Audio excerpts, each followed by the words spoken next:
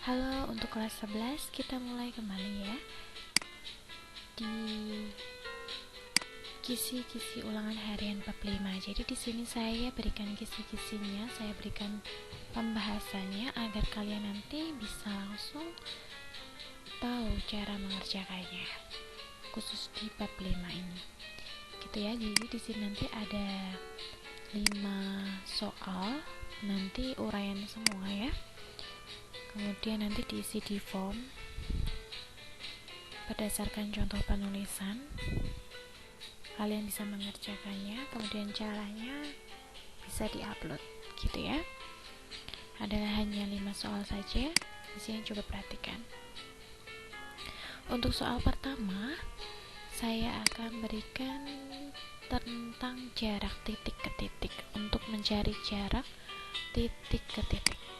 Nah, di sini diketahui sebuah balok ya, balok KLMN PQRS dengan panjang kerusuk MN-nya adalah 4 cm, MR adalah 6 cm, PS adalah 3 cm ya. Nah, ini kalau MR 6 berarti SN adalah 6. Kemudian kalau PS 3 berarti KN juga 3, ya kan? Sekarang yang ditanya adalah jarak antara titik L dan S. Nah, jarak antara titik L dan S, kita bagaimana caranya?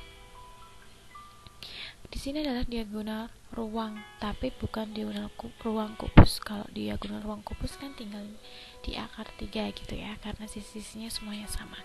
Nah, tapi di sini adalah diagram ruang balok, berarti kalian harus mencari sisi berikutnya. Di sini L sama S. Biar jadi segitiga siku-siku, berarti perhatikan L, N, S ya. Nah, sekarang kalau KN-nya adalah 3, nah ini akan ada K, ini adalah L, N, S. Kemudian saya proyeksikan di sini. Kemudian yang kita ketahui adalah panjang KN 3, KL 4, berarti LN-nya adalah, karena dia siku-siku 3 ya, nggak di sini siku-siku ya, karena kubus di sini tegak lurus, maka NKL di sini 3, di sini 4, sudut istimewa Pythagoras LN-nya adalah, berarti otomatis dia adalah 5 cm ya. Kemudian SN karena MR sama SN-nya dia sama, berarti di sini SN-nya adalah 6 cm. 6 sini 5, berarti tinggal mencari LS yang kita cari, jarak antara LS pakai cara Pythagoras. Garis miring sama dengan SN kuadrat ditambah, kalau di sini mencari sisi miring berarti sisi-sisinya dijumlah, dikuadratkan gitu ya. SN kuadrat ditambah LN kuadrat sama dengan SN 6 kuadrat LN 5 kuadrat. Jadi 36 tambah 25 hasilnya adalah akar 61 cm. 61 bisa disederhanakan lagi? Tidak bisa, berarti cukup sampai di sini. Gitu ya caranya, gampang ya. Jadi di sini untuk mencari diagonal ruang balok, kalian harus mencari segitiga siku-sikunya ya. Boleh LNS, boleh apa lagi? SNQ juga boleh. Gitu ya. Oke, berikutnya jarak titik dengan garis. Di sini perhatikan ada kubus ABCDE FGH. Disuruh mencari jarak antara titik G terhadap BD. Jarak titik terhadap garis dia pasti berupa G ke BD. Tegak lurusnya di mana? Tegak lurusnya di sini, di G ke BD. Tarik. Nah, tegak lurusnya di mana? Di tengah-tengah sini. Nah, kita lihat jarak G ke BD ya. Ditemukan sebuah segitiga GBD.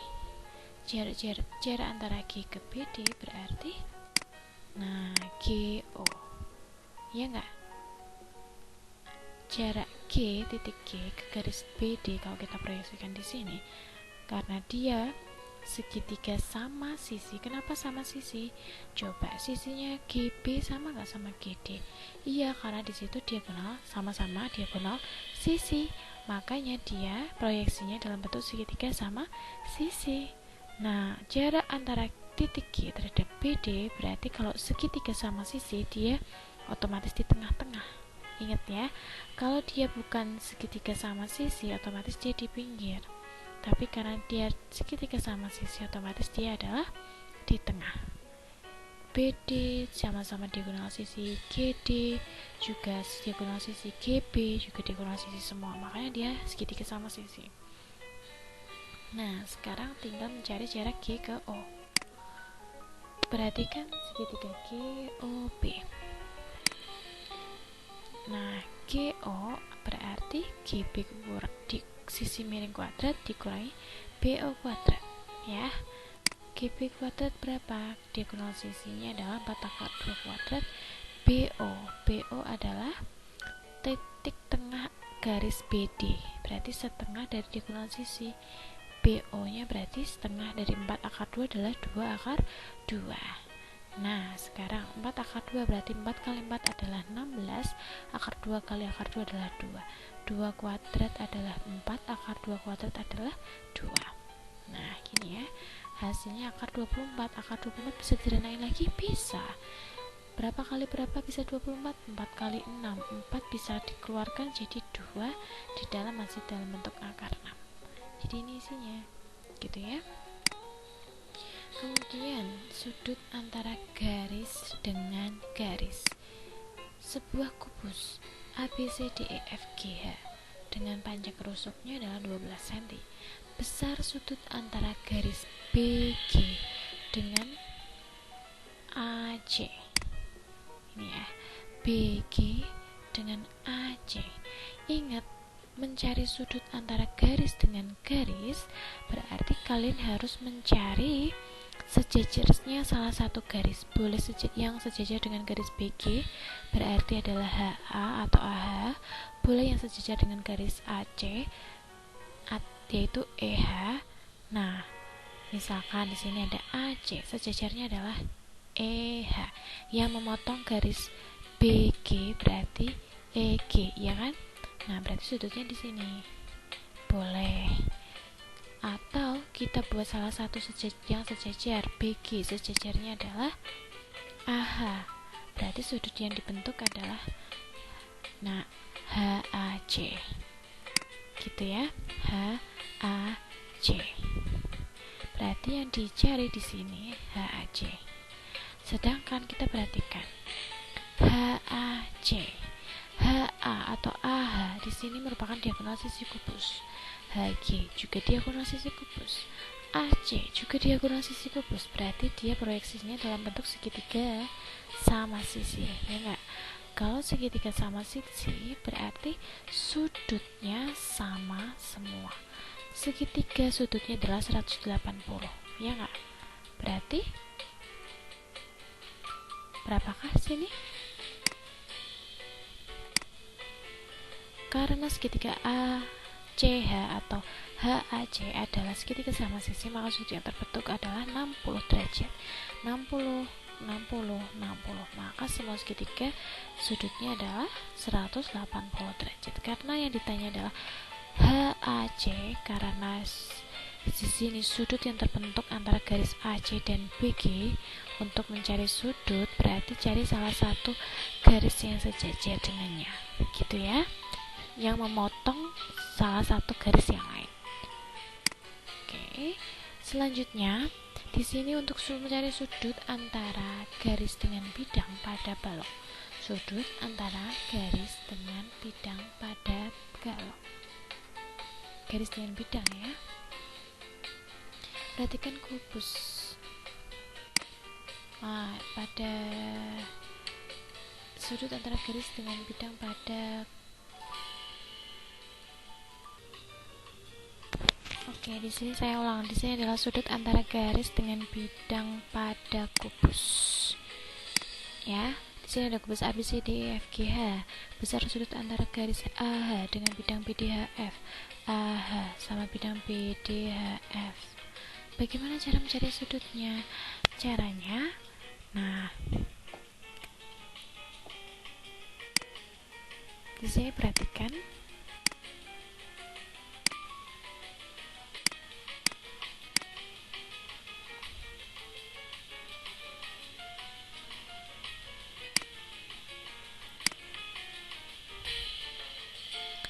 AH dengan bidang BDHF. Nah, berarti cari proyeksinya dari garis AH terhadap bidang A BDHF. Di manakah kalau tegak lurus? Nah, kita buat AC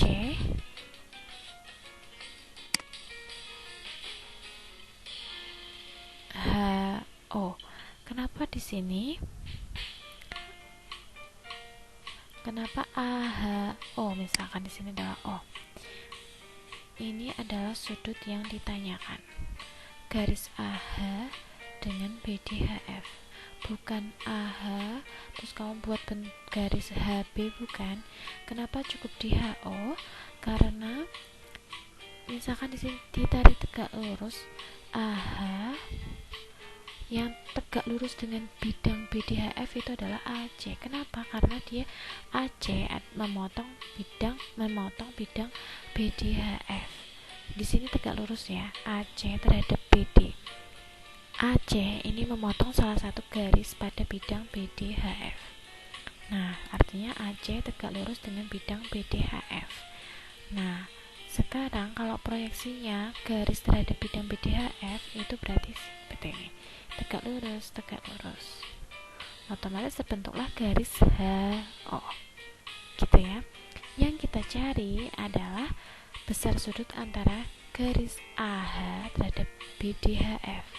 Berarti dia posisinya di sini sudutnya AHO, ya.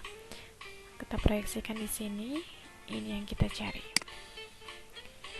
Karena di soal dia tidak menentukan satuan, berarti kita tentukan bahwa satuan kubus adalah A cm.